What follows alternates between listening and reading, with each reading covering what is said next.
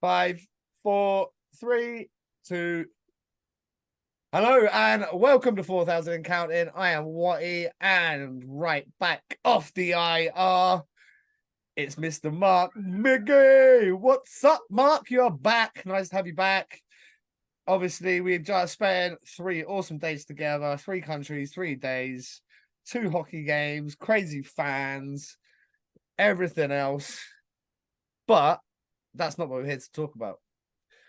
Obviously, during the situation where we sadly lost Adam, you were kind of on the IR. So bronchitis, couldn't really hear, couldn't really speak, couldn't really do much. And at that time, everybody was asking our opinions on Neckguards. And I was like, just hang fire. We'll come at you with our opinions on Neckguards. So 3 short weeks later, here we are. But Neckguards been the hot topic of the last 3 weeks. What's your initial take coming off of the incident with Adam and Matt? Did you feel as soon as it happened, like straight away, that they're going to come at this with Neckguards, or did you maybe think they were going to be a little bit more apprehensive? No, I had actually messaged Chris, our boy in Brno, and I said it wouldn't surprise me if they make it mandatory. That was my first with the initial what had happened. I said, yeah, that was the first thing that came to my mind, So just given the way that we are. when Yeah, you say we, obviously we've had differing approaches from the Elite League to the EIHL and the SIH. So when you said we initially, did you think Elite League? I thought the Elite League, yeah. So did it shock? Did it come at you? Well, did it come as a shock to you? Sorry, try to use my big boy words there. Did it come to you as a shock the fact that obviously the SIH come out, they want to go, EIHA come out, and then the Elite League came out and well, they didn't do it.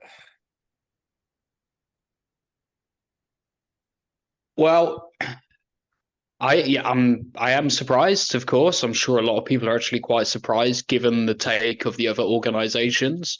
You would have thought everyone would sort of follow the same suit. Maybe it will be coming about in the future because if you've seen, I don't know if you saw, but the ice hockey league out here in Austria, Slovenia, Hungary, Italy, they have made mandatory neck protection. Mandatory neck protection, As have and the that carries. as have the DEL, right? SHL already do it. Yeah, So you're starting to chop into some of these biggest leagues in Europe, and they're starting to do it, if not already doing it. Do we think the Elite League decision was purely on the basis of insurance and liability and everything that's going to go along with, well, ultimately the lawsuits that come on the back of a situation like this? sorry, mate. Can you say that first bit again? I I caught don't, the second half. I don't blame you. That was a pretty fucking deep question to come in at you with. I just saw the little 420 zone out right there. Like, I was like, okay, you can stop listening. It's fine. Right. So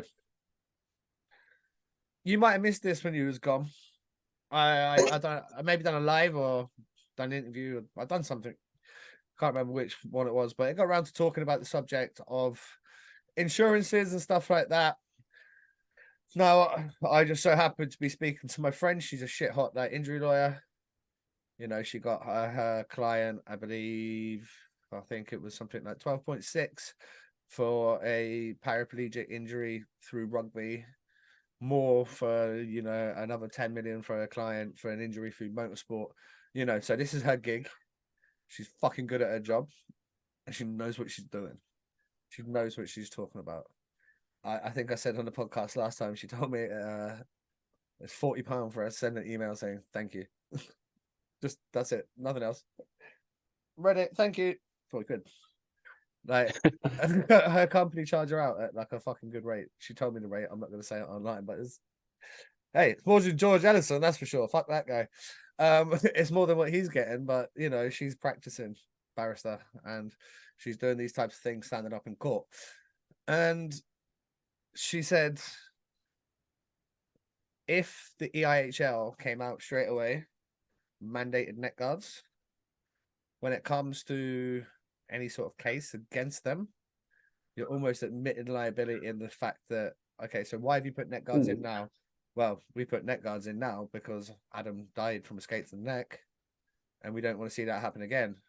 Oh, well, why didn't you have that in place in the first place? It sounds pretty important. It's been proved that it can happen. So you're kind of admitting liability if you put the neck guard rule in, which is fucked in itself. Yeah. But I don't want to speak on behalf of Adam, but I kind of am going to speak on behalf of players. Every single one of us know the risk. Every single one of us could put a neck guard on. Until this moment, none of us were going to ever do that. Even the maddest thing I said, I think, now being a dad, wasn't a dad at the time. I said if I was still playing the day after Ross Bowers loses his eye, if they said you can take your visor off, I'd take my visor off. Without a fucking second thought in my mind. This one, different. I could probably get used to playing with a neck guard. You know, it'd be shit at first. I'd hate it. But I reckon I'd get used to it. Yeah. I hated the visor because things got stuck under it. It came down, it hit you on the nose.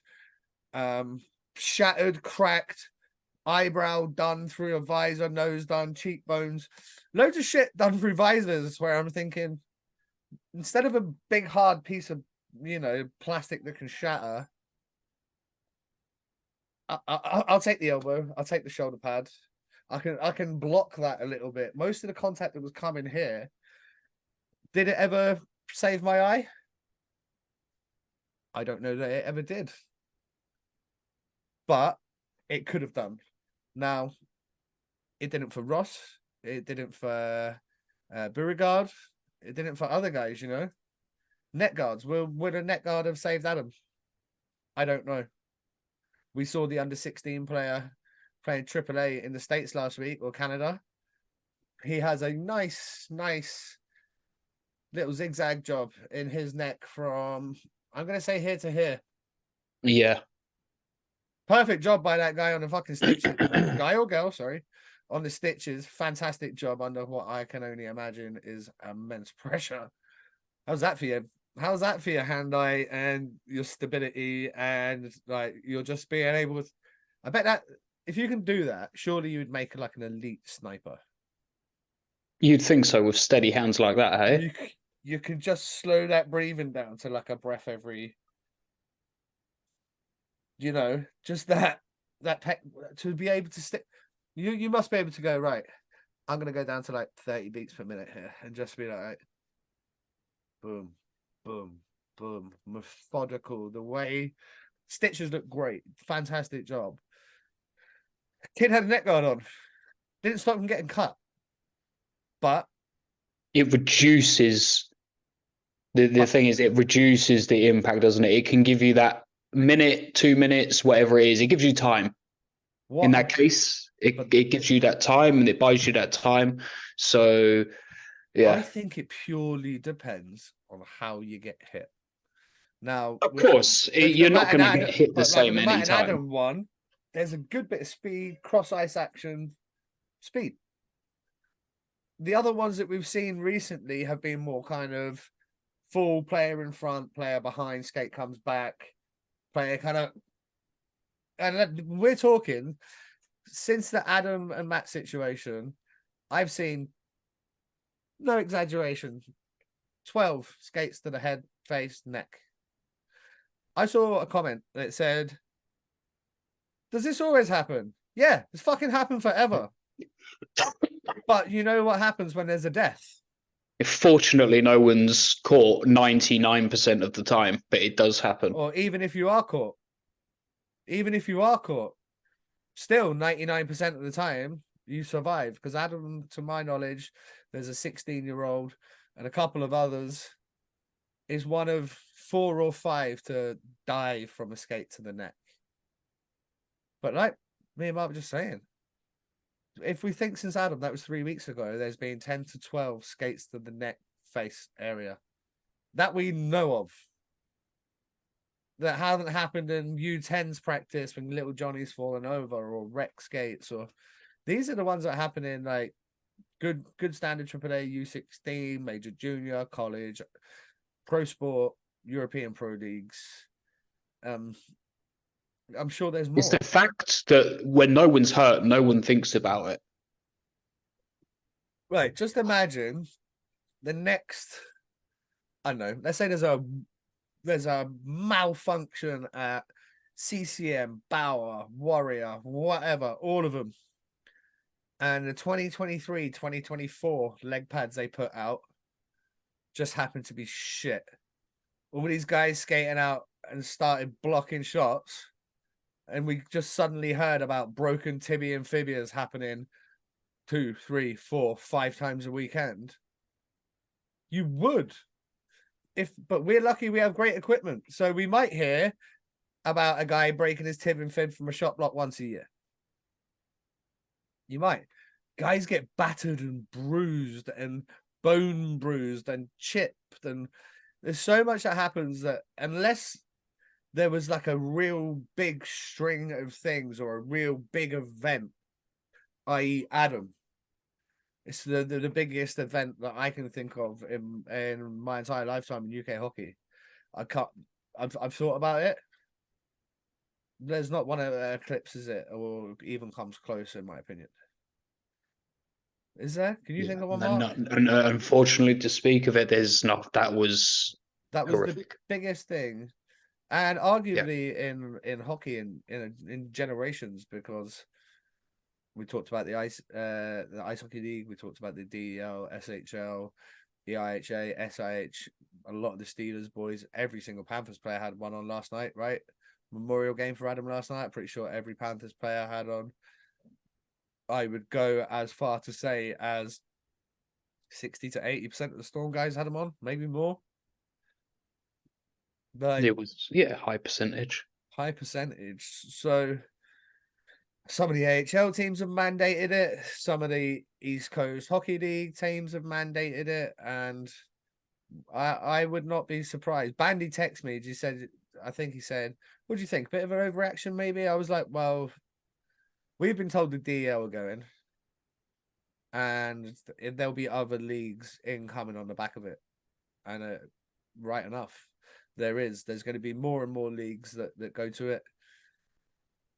If the NHL boys are buying in and they're wearing them, obviously TJ Oshie did it, and other guys. He was kind of the first big kind of player to. Plekanec has worn one for years. Right. Okay. So this, you wasn't here, but I was talking about it. I said to the people, Plekanec looks like someone had commented. This was a comment. All of a sudden, Plekanec looks like the fucking smartest guy in the room, and I was like, yeah. Great comment. That comment should be pinned. Yeah, he did. But then I'll throw it back to Tommy and Valius, my coach, Bainstoke 14s. We brung a coach in and paid him from Sweden. He wore a helmet, Mark, for practice. That was 25 years ago. They always safety first in Sweden. Helmets, fucking neck guards. No one gives a shit about looking cool. You're probably going to look cool because you look like a Viking and you're fucking 6'3" with flow and jacked. Like, yeah, you wore a neck guard on the ice, but off the ice, you're just going to be fucking wheels. So it's not going to make a difference. Wear chain neck. Just wear, just like, you know what I'm saying? Wear body armor. You're going to be all right on and off the ice. But I think the big thing is kind of like me wanting to take my visor off. It got to a stage in the BNL, and it would have been the Elite League at that time. Right, if you were born before 76, you could go no shield. If you were born after it, tough. That was it. That was. There was no like, can we negotiate about this? For a bit in the BNL, you could sign a waiver. Super League sign a waiver. So if you look back, Mark Twaite, Nicky Chin, Adam Greener, all those guys in the BNL, no visors. Because you can sign a fucking waiver, and guess what? Actually, Chinny was old enough, especially when it came to EPL. Those other guys, Les Millie, got to think. Loads of guys didn't wear one. Now, I think more and more people will wear them. If you don't want to wear one, I totally understand. I totally respect that decision. What I don't want, 100% is down to choice, isn't it? what I don't want to see is players getting vilified for not wearing them. And by the way, these players don't choose to be role models. So when all the fucking anti-role model talk starts, oh, you're not a role model. So, so, like, who gives a shit? Like, who gives a shit? Not everybody's out to be a role model. Some guys are. Some guys do hospital visit, school visit, learn to play, stick and park, 3 hours autographs, whatever. Role models, there are. Other guys, this is their job. They just want to turn up, go to work, win some hockey games, have fun with their friends, and go home. They don't buy into all that, and that's fine as well. I just hope that the guys that don't choose to wear it don't get hounded for it, because Scrutinized, yeah. it's their choice. It's absolutely their choice. They've got this far without having an injury, and they now know more so than ever what the possibilities are. They're big boys. They can fucking choose if they want to. What about you, Mark? And that's the yeah. I everyone has the right to choose, and there shouldn't be any repercussions for players that don't do it. There shouldn't be any negative attitude towards it, like you said about the role model thing. I'm gonna just I don't want to come across in a bad way in any way. What's happened is dreadful, but this sad incident happening, it happens every now and then, unfortunately. But you can get hit with a puck. That kills people as well. It doesn't happen very often, Remember that but kid in it can Russia? Was happen it? in the neck. No, the Yeah. kid in Russia. He went down to block a shot. He comes down. Perfect shot block, by the way. Like, that kid's last ever action on Earth was perfection, a technique that he had probably fucking worked his balls off his whole life to get down. And he got hit in the chest. They hit him in the heart. Yeah. Like there's Freak it's not accident. gonna, just because this has happened. I know in today's day and age we have the social medias. Unfortunately, dickheads were putting videos out online of the incident. It gone around, everyone could see it's horrific because of the extent of it, and the fact that the arena had to be evacuated, which was a great thing, by the way. Respect for doing Great that. shout. Great shout. I don't know, with the media, and it's just blown everything more, so it's created more of a global audience around it, and it's not going to happen any more than it ever has, is what I'm trying to say. No. That's more the point of what I'm trying to come across. I know that sounds awful, and I apologize if I come across wrong, but I No, you're really not. don't. It's not an easy thing to talk about, mate, because a man lost his life. Like, a man lost his life. It's not an easy thing to talk about. But life goes on. Without being a dick about it, life goes on. And on the back of what's happened, discussions are going to happen. Now, quite rightly, discussions are going to happen. Have they happened in the past? Yes. Will this change things? Massively. I said straight away, I think it should be the Adam Johnson law, put it into the group, put it out there to people, because this has the possibility to transcend hockey, like completely change it. It'll never be the same again in the UK. You're not gonna have the option not to wear your neck guard. Neck guard is part and parcel of your equipment now. It's the same as your helmet, your face guard, your skates. Neck guard must be worn. At no point will anybody that ever starts the game in the UK now ever not wear a neck guard. So it has changed it. It's completely changed it. Will we ever see anything like this again? I fucking hope not. Yeah, I hope not. But I would never say never.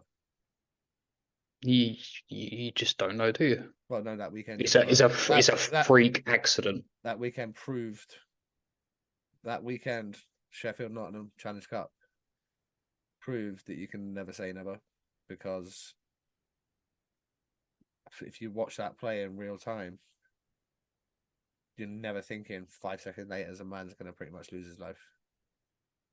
It doesn't compute in your brain.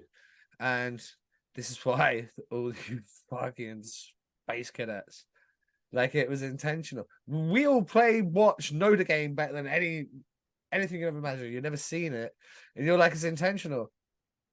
I don't understand how you could even get to it. Like, how in the fuck so I can't remember whose video I watched. Oh yes, I can. Tyler Kennedy, former Pittsburgh Penguin, put a video out yesterday.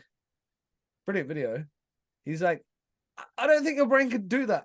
Like, basically, he's like, it's happening so fast. He's like, I don't think the thought to ever throw your leg up and kick a guy has time to get in there. You're like, right, this is a play. 2 guys there, 2 guys there, goals there, guys coming pressure there. I need my skates in a lane. I need my stick in a lane. I need my body in a lane. I need to talk to my D partner. By the way, all these thousands of things that I'm talking about are all happening in 0.1 of a second, 0.2 of a second, 0.3 of a second. So you're thinking about all of that. Let me know when you've got time to think about chucking in a fucking kick that you don't do in our sport. In the UFC, yes. So when you're having them saying, right, tap the shoulder, back off, throw a punch, use your guard, whatever, fake a takedown, do a feint, you're thinking a million one things. Throwing a side kick, that's going to be in one of your thoughts. I bet you never think about taking a fucking slap shot, though, when you're in the cage. No, you wouldn't, because you're focused on what you're doing in your sport. And slap shot is nothing to do with UFC. Side kick is nothing to do with hockey. That thought didn't go across Matt Petgrave's mind. It just didn't. Tyler Kennedy said, There's only one thing that went across those people's minds, and that is his race, and that was disgusting. Yeah, well, that's all I want to say. No more comments. Scumbag people. Well, we don't want to keep dwelling on them, but funnily enough, they keep coming back, because every time someone does something good or anything, they got to jump on it. It's slowly dying down, and hopefully that'll be the last of it. Neckguards, massive plus for me. Easy for me to say now that I'm sitting on the other side of it and not playing. Would I have been as forthcoming when I'm still playing? Tell you what, in my 20s, probably not. I'll be honest. I'm like, fuck that. I've played 600 games, 500 games, whatever. It's not happened yet. I'll take my chances. As a 37-year-old kid, put that guard on tomorrow and don't ask any questions. And that's the thing that people have got to accept as well, because that's the same person with 2 different answers there, and that's at 2 different stages in life. Now, the guys that are making these decisions, they're all nice by the way. I like that. But they're all different fucking stages of life. And if you're 22 and fucking jacked and cool as shit, you probably don't give a fuck. You probably don't. Sorry, people don't want to hear that, but it's true. If you're 37, this your last season, and you've just done your MBA and you got 2 kids and a fucking mortgage, yeah, you're gonna put a neck guard on. Like, you're gonna. I got 40 games left. Like, why would I not? I'm just gonna put a neck guard on. Everyone's gonna have a different angle on it. The fans quite rightly want to see their players protected. They're all offering to pay, whether it be national, whether it be EIHL, NIHL 2, all over the place. Everyone's offering to pay. It's fantastic. The clubs pretty much have it covered. What I wanted to ask you, Mark, what do you make of Morsey and Oxford being the first to kind of pull the trigger Friday morning, 7 a.m. and just going with it? Kind of went viral. Lad Bible picked up on it. Morsey was on BBC Sport and News Desk, and I lost count of how many he was. I was like, oh, what, you're gonna fucking fit me in now, big dog? You know, I thought he was moving on to mainstream media. That was us, we were done. But no, we chatted. But it was great to have Shane do all that, and then Yeah, go to that first. Go. I've got something to ask you. Yeah, I thought that was class. The fact that they acted upon it so fast, so professionally, and it ultimately shows that that organization cares about its players. And apparently the players were kind of the ones coming to them and being like, yo, we're good for Neckguards. Let's go. Like, no hardos fucking here. Like, that's Yeah, what, no, like, full no respect. hardos. I get it. And especially at that level, fuck me. If the Elite League boys don't want to take them off, they're pros. They're big boys. We all know the risks. It's fine. Third tier ice hockey in the UK. Dude's told, why'd you fucking neck in? Like, without being a dick about it, dude's told, why'd you neck in? You know, like, we don't need guys at your tier of hockey getting injuries that are going to change their life or lose their life. It's not what it's about. It's not have fun, entertain the local people, hopefully move up a league, or progress a kid through, be a part of that journey. Do that. We don't want none of you boys getting injured. And sorry, child's kicking off. But yeah, we don't want none of you boys getting injured. Same thing with women's. Same thing with rec. Go out there, play, have fun. None of you are going to get rich out of this game. Just do it. Go with your friends, have fun, wheel around, snipe, celly, fucking post game pints in the shower time, all of it, all the good stuff. But you can do all that and wear a neck guard. You can do all that and wear a neck guard. Like, I get it. Like, there's gonna be some fucking 45-year-old guys in rec who are just like, eat my bag. I've been playing since I was fucking 9, 37 years. I don't want to put a neck guard on. I get it, man. I do get it. Like, I'm not gonna be like bitchy about it, but just fucking put a neck guard on. Like, it's not gonna make your hands any more dusty than they already are. It's not gonna make your ankles bend in any more than they already do. Like, you know what I mean? You're not gonna shoot any more muffins than you already do. There's a reason you're 45 playing fucking rec. Just put a neck guard on, and it'll be okay. It'll be okay. You'll get over it in 2 weeks. First 2 weeks will be shit. I'm gonna sulk. I don't want to fucking put a neck guard on. I don't, but I'm gonna. Sometimes in life you've got to do things you don't want to do, and neck guards for some people is going to be that. I think the Elite League probably made the right decision. I think the EIHA, SIH, Ice Hockey UK have all made the right decision. I'm in agreement. Well, I would say it's time to wrap this. Sorry, I'd say it's time to wrap this episode up. We're going to bring you another couple of short videos, folks. So we're going to get off of this one. We're going to be bringing you some more. We're going to have the 3-day road tripping episode dropping this week. Berlin next weekend. Lewis Clifford, if we can finally lock the man down. I don't know. He's Chelmsford, crazy schedule. Work dad, he texts me, by the way, hopefully he'll let me tell you guys, but hey, I've had the best excuse for anybody not being able to do a podcast in the 4 years that I've been doing the podcast.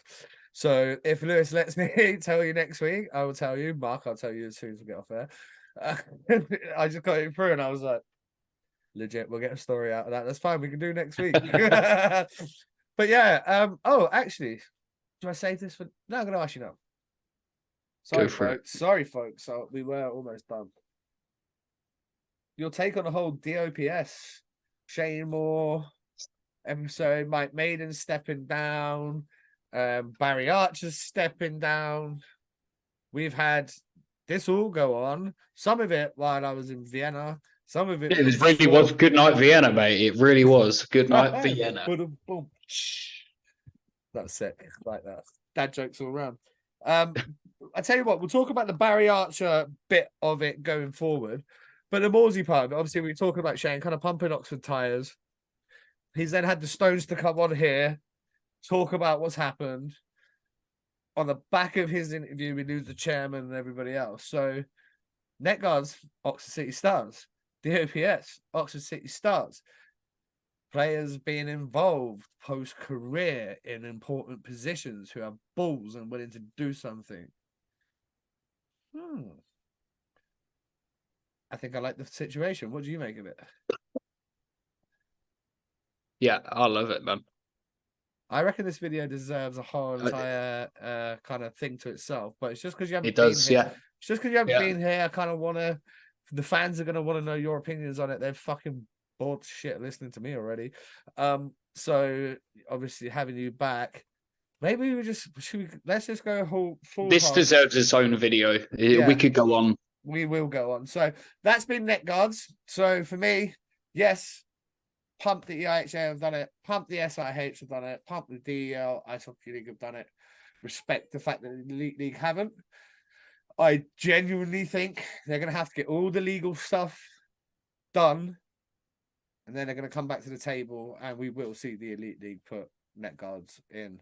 I think we'll see the legal stuff get done with Adam's family, if that's the route they want to go down. I think that's how it's probably going to go.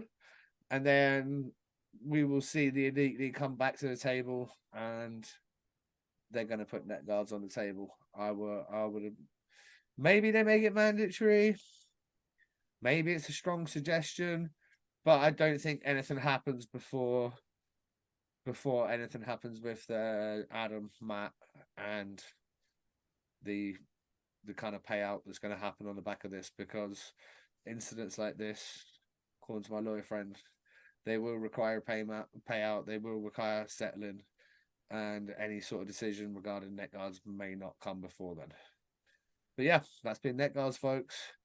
Disagree, agree, let us know in the comments below. Subscribe, like, share, do all the usual stuff. Mark, this has been fun. Yeah. Peace. We'll see you folks again for another episode really, really soon.